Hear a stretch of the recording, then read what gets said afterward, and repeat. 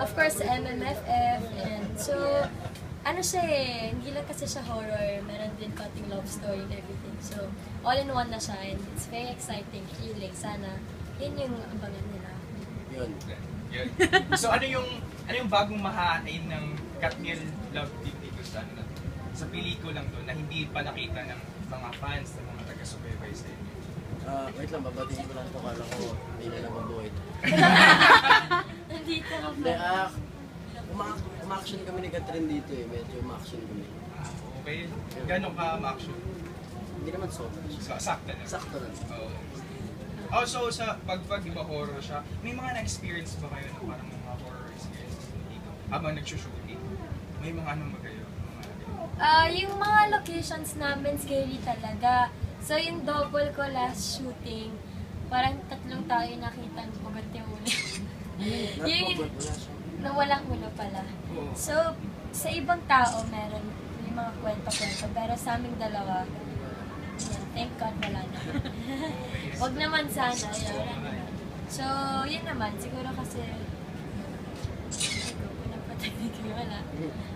So, since ang movie Metro Manila Film Festival, may ano ba, pressure ba in your part?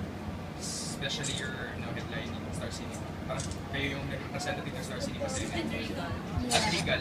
Oo naman, wala na MMFF, ano siya, yearly, tas before Sister Akas kami, of course, with Tita Kids, Vice, and Miss IRTs ngayon kami na solo. So, andun yung pressure, pero malaking honor talaga na napagkaturan kami to do a movie for MMFF. Naniniwala ba kayo sa pag Oo DJ? naman. Oo. Kasi wala namang mawawala kung hindi mo maniniwala. Ay, kung maniniwala ka. So, mas buti maniwala ka doon. And nagpapagpag kami pag from shooting. Oo. Pag nakakatakot yung location, mag-ara kami sa gasoline station. Magpapagpag. Since from Gato Believe tapos nagkaroon kayo ng movie, anong pakiramdam na parang pinagkakatiwalaan kayo, binibigyan kayo ng proyekto? Gaano kasarap sa pakiramdam mo? Happy and thankful. Dahil yung tiwala na yun, hindi pa nawawala sa amin. And syempre, babalik namin yung tiwala na yun. Gagalingan pa namin sa lahat ng tumutulong sa aming projects. At gagawin namin lahat para mapaganda at mas marami pang tao kasi.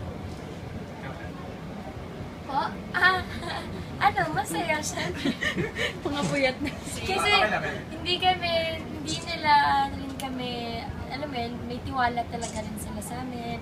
So kami talaga, ayaw lang namin i-break yung tiwala na binigay nila. So galingan mo, pag-aralan talaga sa bawat ginagawa. And yan, maganda kasi iba-iba rin yung binibigay nila sa amin. So nagkakaroon kami ng chance na pakita lahat. Love story, horror, and then drama, ganyan. Thank you po. Ano na lang, vlog na lang, invite.